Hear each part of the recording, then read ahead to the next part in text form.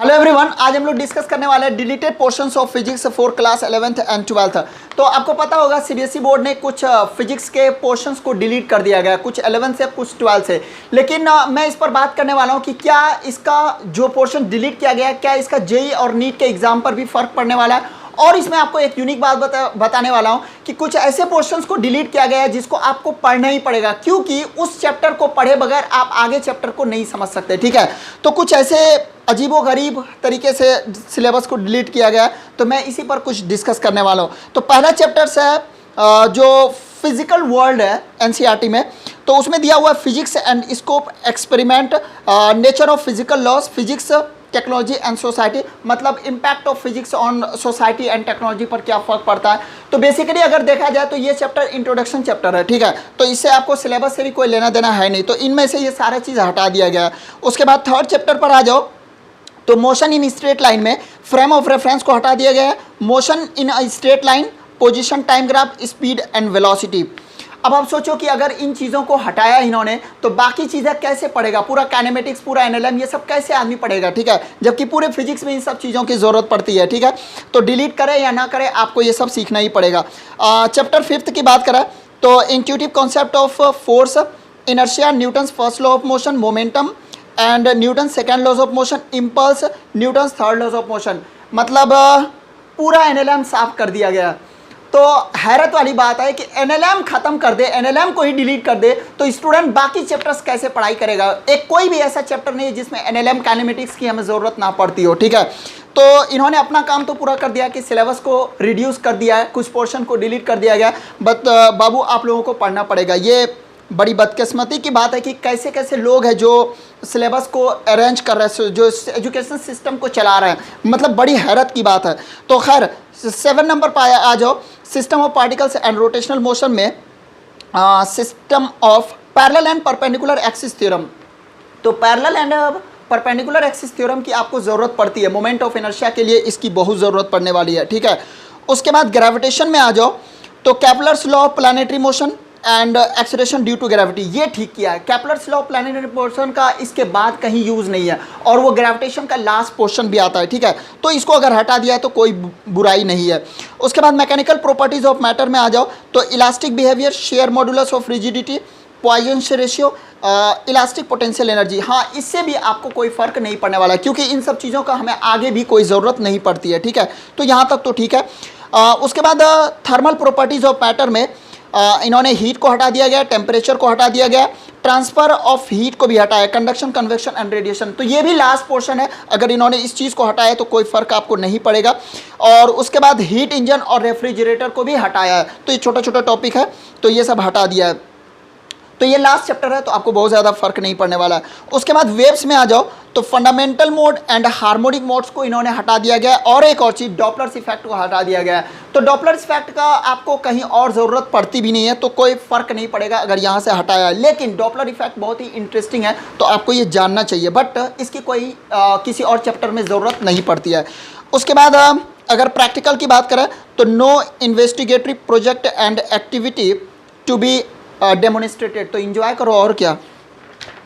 Next अगर मैं 12th portion की बात करूं तो chapter number 1 electric charges and fields में इन्होंने हटाया uniform charged thin spherical shell, field inside and outside. तो एक को हटाया है, अब जैसे सॉलिड है तो वो तो आपको पढ़ना पड़ेगा। ठीक है, तो कहीं ना कहीं इसकी हमें ज़रूरत पड़ेगी, तो इन्होंने हटाया है या नहीं हटाया कोई फ़र्क नहीं पड़ने वाला, आपको पढ़ना ही पड़ेगा। हाँ, करंट इलेक्ट्रिसिटी में कार्बन रजिस्टर को हटा दिया गया, मतलब कलर कोडिंग ऑफ रेजिस्टेंस होता है ना, इसको हटा दिया गया। Series and parallel combination of register को हटाया, मतलब बड़ी हैरत की बात है कि अगर सीरीज और पैरेलल कॉम्बिनेशन को हम हटा देंगे तो बाकी पूरा करंट इलेक्ट्रिसिटी स्टूडेंट कैसे पढ़ेगा, तो आपको इसको पढ़ना पड़ेगा। हाँ, कलर कोडिंग को आप हटा सकते हो, इसको छोड़ सकते हो। चैप्टर नंबर 4 पर आ जाओ, moving charges and magnetism, cyclotron को इसमें हटाया है, तो ये चलेगा। ठीक है, उसके बाद मैग्नेटिज्म एंड मैटर, इसमें ढेर सारा चीज़ दिख रहा है। Magnetic field intensity due to a magnetic dipole bar magnet along its axis perpendicular to the axis, torque on a magnetic dipole, मतलब कोई बार मैग्नेट होता है ना, तो उसके बारे में पूरा सिलेबस ही इन्होंने हटा दिया गया है, तो ये ठीक है। ठीक है, क्योंकि इसकी आपको कहीं और ज़रूरत पड़ती भी नहीं है। उसके बाद paramagnet, diamagnet, magnetic substance with examples electromagnets and factors, ये सब हटाया है। तो डाया पारा ये सब की आपको कोई कभी और कहीं ज़रूरत नहीं पड़ती, लेकिन केमिस्ट्री में थोड़ा बहुत आपको इसके बारे में आइडिया मिल ही जाता है, राइट। उसके बाद अल्टरनेटिंग करंट में power factor and wattless current, तो कुछ हटाया ही नहीं है, सब चीज़ तो पढ़ना ही है। उसके बाद इलेक्ट्रोमैग्नेटिक वेव्स में basic idea of displacement current, बाकी सब कुछ पढ़ना ही है, ये कोई बहुत बड़ी बात नहीं थी। चैप्टर नंबर 9 पर आ जाओ, ray optics and optical instrument.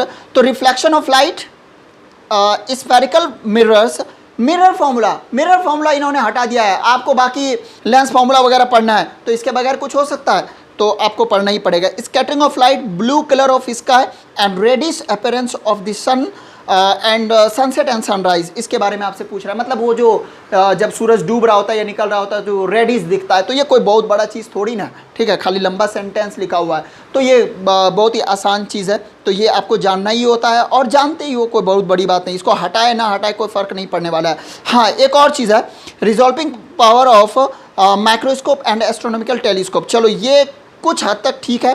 Polarisation of light पूरा हटा दिया गया, ब्रिवेस्टर्स एंगल वगैरह ये सब हटा दिया गया, मतलब ऑप्टिक्स का जो लास्ट पोर्शन है जिसमें हम पोलराइजेशन वगैरह पढ़ते हैं वो हटा दिया गया। फिर dual nature of radiation and matter से हटाया, डिवीजन एंड जर्मन एक्सपेरिमेंट, तो ऐसे भी ये सब हमें बहुत ज़्यादा नहीं करना होता है, ठीक है। एक्सरे एक्सपेरिमेंट में ये सब थोड़ा बहुत हमें पढ़ना होता है। उसके बाद निकलियाई पर आ जाओ, तो इसमें ढेर सारा चीज़ दिख रहा है, ये आपके लिए फ़ायदेमंद है। Radioactivity, alpha beta and gamma rays and their properties, radioactivity decay, half life and average life, ये सब चीज़ हटाया, तो इससे आपको थोड़ा बहुत फ़ायदा मिल सकता है। लेकिन केमिस्ट्री में कहीं ना कहीं थोड़ा बहुत इसके बारे में आपको आइडिया रहता है, ठीक है। बाइंडिंग एनर्जी पर न्यूक्लियन ये सब भी हटा दिया गया, राइट। उसके बाद चैप्टर नंबर 14 पर आ जाओ, सेमीकंडक्टर एंड इलेक्ट्रॉनिक्स में Zener diode and their characteristics, Zener diode as a voltage regulator. तो जीनर डायोड का छोटा सा तो डेफिनेशन है, इसको हटाने ना हटाने से कोई बहुत ज़्यादा फ़र्क थोड़ी ना पड़ रहा है। उसके बाद फिर से एक्सपेरिमेंट में no investigatory project and activity to demonstrate, तो ऐश करो और क्या, मतलब प्रोजेक्ट बनाओ या ना बनाओ कोई चेक चेक करने वाला नहीं है। तो कुछ ये सारी बातें हैं। अच्छा, इसका कोई भी फ़र्क जेई और नीट के एग्ज़ाम पर नहीं पड़ने वाला है। जेई और नीट का अभी तक कोई अपडेट नहीं आया, अगर कुछ और इसके बारे में मैसेज आता है तो वो बाद में बताया जाएगा, लेकिन फ़िलहाल ये कुछ पोर्शन से डिलीट किया गया है, जिससे कि कुछ में आपको फ़ायदा भी है और कुछ में आपको पढ़ना ही पड़ेगा, तभी आप बाकी चीज़ों को पढ़ सकते हैं। दूसरी एक और बात, इनको डिलीट ऐसे करना चाहिए था, कुछ पोर्शन को पूरी हटा देता, जैसे जिसकी कोई ज़रूरत ही नहीं थी, जैसे कोई एक कंप्लीट चैप्टर, तो उससे क्या होता ना, स्टूडेंट को ज़्यादा फ़ायदा होता। लेकिन इन्होंने ऐसे चीज़ों को हटाया जिसके बगैर आपका काम नहीं चलेगा, तो बाकी आपको पढ़ना ही पड़ेगा। ज़्यादा टेंशन लेने की ज़रूरत नहीं है 12th के लिए, मैं आपको 12th का बहुत जल्दी स्ट्रेटजी देने वाला हूँ। 12th के लिए अभी आपको बहुत ज़्यादा पैनिक होने की ज़रूरत नहीं है, अभी आपके पास बहुत टाइम है, 3 से 4 महीना लास्ट में आप निकाल लेना, ठीक है। 12th में आपको 95% आप आराम से स्कोर कर सकते हो, ठीक है ना, कहीं कोई दिक्कत नहीं होगी। तो मैं उसके बारे में आपको स्ट्रेटजी दूंगा, लेकिन अभी आपके पास बहुत टाइम है, बस 3 से 4 महीना लास्ट का चाहिए, ठीक है। अभी आप जैसे प्रिपरेशन कर रहे हो पूरा फोकस रहो, कंपटीशन पर फोकस करा। हाँ, +2 आपका होता चला जाएगा, अगर कंपटीशन की आप अच्छी तैयारी कर रहे हो तो +2 ऑटोमेटिक हो जाएगा। उसमें थोड़ी सी बात है आपको ध्यान में रखनी होती है, जैसे कुछ सब्जेक्टिव पोर्शन है, कुछ डेफिनेशन है, तो उसको आपको याद रखना होता है, ठीक है। तो ये कोई बहुत बड़ा इशू नहीं है, अभी आप पूरा फोकस रहें जेईई मेन और नीट पर और एडवांस पर, ठीक है। बाकी जब लास्ट टाइम आएगा तो मैं आपको बताऊंगा, आपको गाइड भी करूंगा, कुछ आपको सजेशन भी दूंगा कि सजेस्टेड क्वेश्चन दूंगा, सिलेक्टेड क्वेश्चन, अगर उसको आप ढंग से बना लेते हो तो वही काफ़ी होगा, सफिशियंट होगा +2 में 95+ लाने के लिए, ठीक है, बल्कि 100% क्वेश्चन उसी से आ जाएगा। तो आपको बहुत ज़्यादा पैनिक होने की ज़रूरत नहीं है, अभी आप तैयारी करो, बाकी जो होगा देखा जाएगा, ठीक है। Wish all the very best.